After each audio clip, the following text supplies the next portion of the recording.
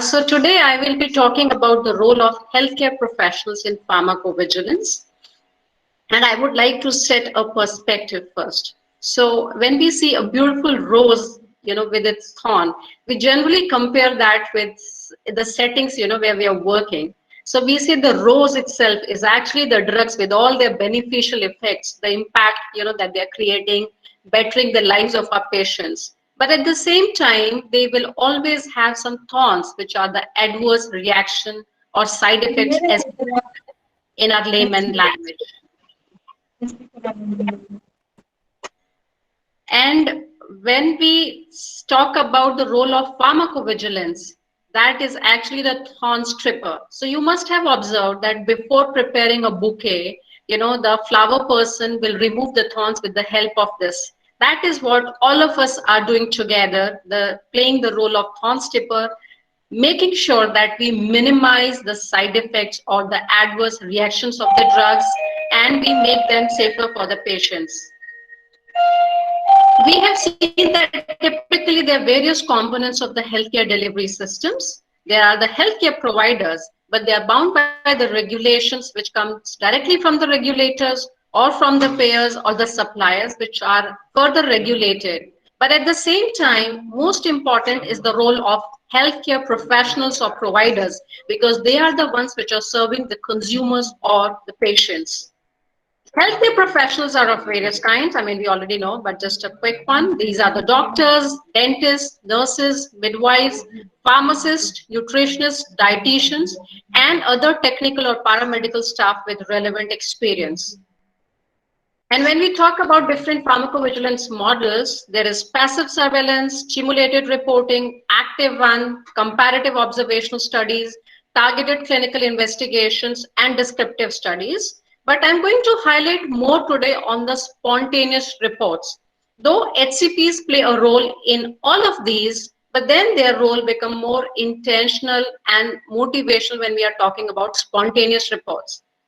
So what are spontaneous reports or spontaneous reporting? It is an unsolicited communication by a healthcare professional or consumer to a company, regulatory authority, or other organizations such as WHO, regional center, poison control center that describes one or more adverse drug reactions in a patient who was given one or more medicinal products, and that does not derive from a study or any organized data collection scheme as per the ICH definition 2003. So here what is important is that it is passive in nature. Actively, neither the regulators nor the company is seeking such a data, and that is why it will rely entirely on the motivation of individuals, which are HCPs. So what is the value of healthcare professionals reporting? We know that even any kind of stringent clinical trial which is done and all kind of reporting takes place, but still because of the sheer limited number of patients in these clinical trials, because we also know that the real world setting is quite different, than the clinical setting where these medicines are observed while clinical trials are being done and safety data is monitored. Also, information about rare but serious untoward reactions, chronic toxicity, and use in special population groups such as children, elderly, pregnant, or lactating mothers, or drug interaction or drug and food interaction is often incomplete in clinical trials. So that increases the role of spontaneous reporting by these healthcare professionals in the post-marketing phase. Again, as per another of the studies and the review report, it says that these post-marketing surveillance pharmacovigilance studies are more observational. They do talk about the long-term effectiveness of the drug. It is generally conducted right after the commercialization of the drug in the real world setting. When the patient is getting maybe multiple other medications, is suffering from comorbid conditions. So that provides us the real idea as to how this drug is behaving in real-time settings. Also, it is given to diverse groups, and we are looking into drug and food interactions. So in most cases of post-marketing surveillance, pharmaceutical companies and regulatory authorities are looking for any adverse events which may increase in severity and or reported more frequently than it was actually noted in clinical trials. Now, I would like to go back to my medical college days and share one of the cherished memories that I have. Since medical was so tough, we were always frightened, and the time was never enough. We could never complete the 10, 12 books on each subject, that we were supposed to do before the exams.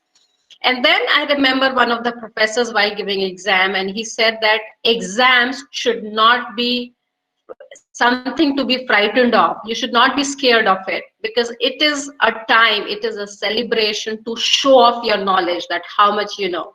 So that actually changed the overall perspective about giving exams, that yes, we already know and we are just showcasing what we know, because in the real world we are going to go and treat our patients. So similarly, I would say today that we must celebrate the success of pharmacovigilance and drug safety, because it is making the medications, the vaccines, devices, and consumer products we use today more safer and effective for individuals everywhere in the world. So pharmacovigilance is not something which should be centrally controlled. It is needed in every country, but yes, shared best practices are required. Why should it be different? Because of the difference in distribution and use. There may be indications which are approved in some countries and not in other countries. There may be dose variability or overall availability of medications, which can be an issue.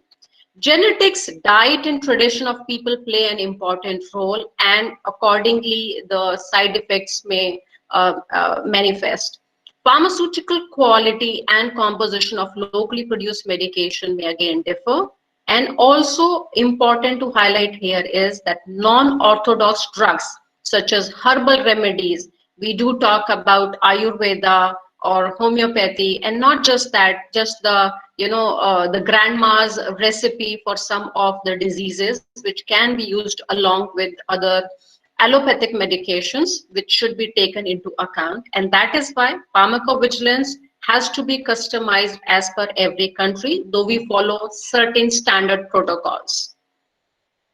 Also, with the, I would say, with the change in 2020, and I'll be talking about that in the next slide, but also important to understand is that biological medicines also pose specific challenges for pharmacovigilance. We know that, in biologics, we do not talk about generics. We do talk about biosimilars, because even a small change in a protein structure or a receptor or some kind of glycan chains can actually change the whole property. And that is why each and every biologic has to be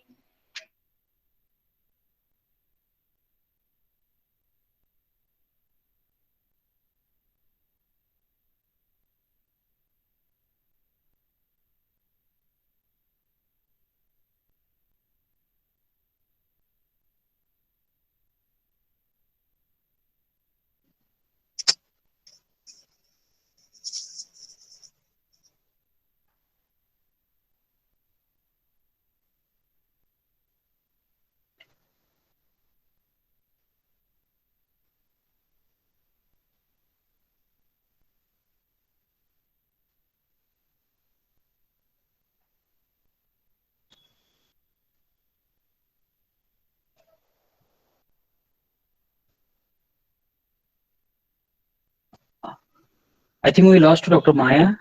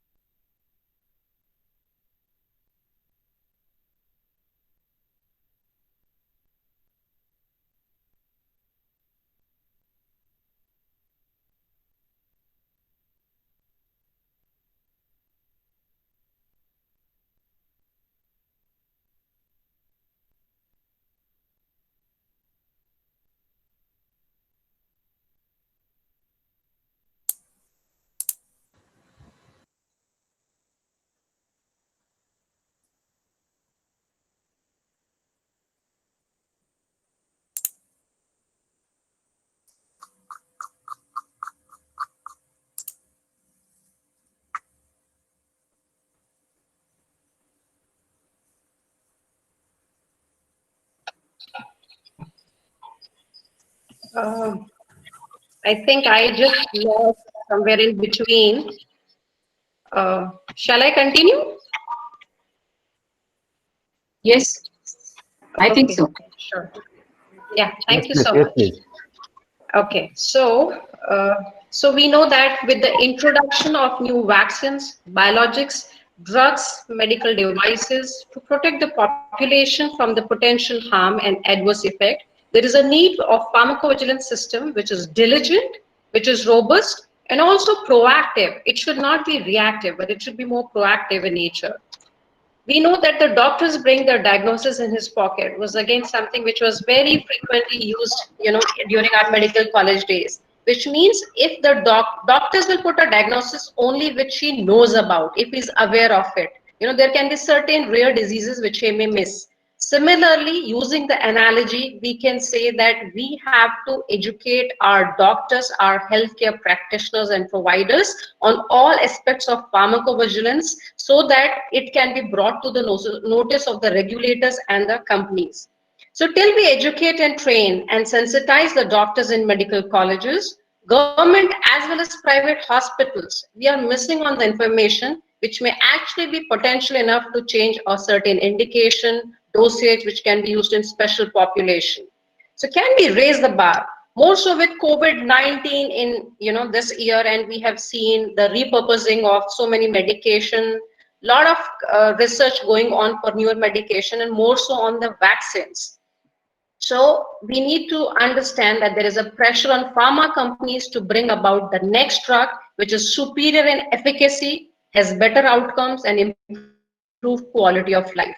But at the same time, let us not forget about the regulators who are also pressurized because they have to approve the drugs and vaccines in the fastest time possible so that the benefits of the drugs can be provided to the needy patient population. So it's a practical but a complex situation which increases the role of healthcare professionals in pharmacovigilance.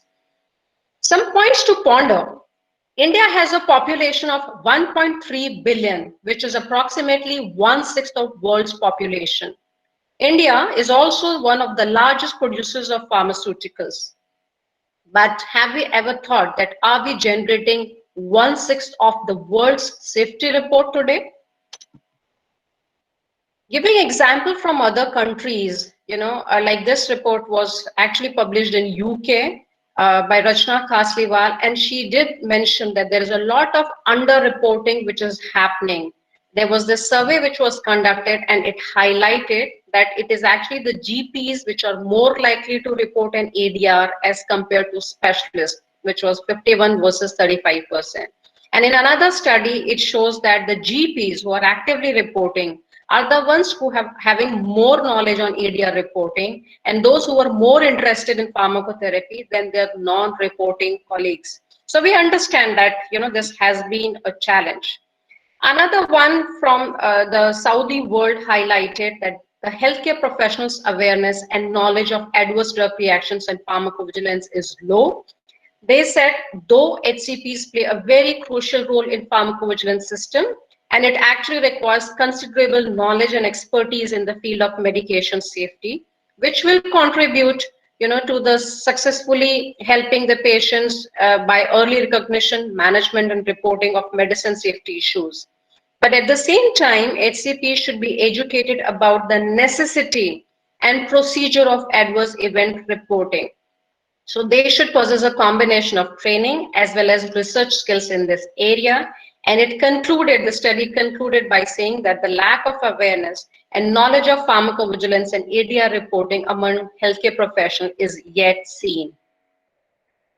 It says that today we are reporting only 2 to 4% of all adverse reaction and only 10% of serious ADRs are being reported worldwide, though the problem is more in the developing nations. So we know that uncertainty is there, and sometimes the healthcare professionals are not sure whether to report or not. But uncertainty is important as well. So the knowledge and perception of healthcare professionals towards safety profile of medicines is essential.